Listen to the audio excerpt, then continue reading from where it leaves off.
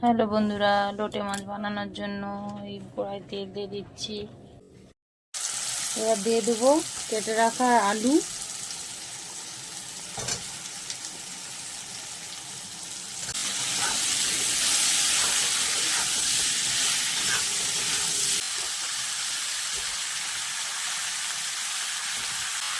দিয়ে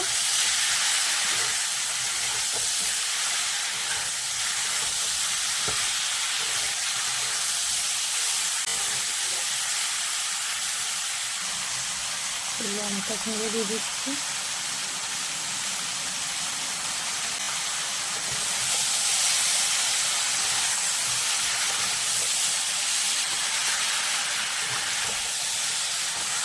এবার দিয়ে দেবো মাছ।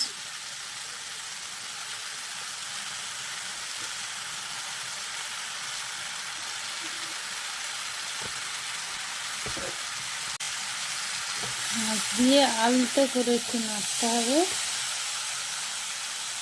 ভেঙে যাবে।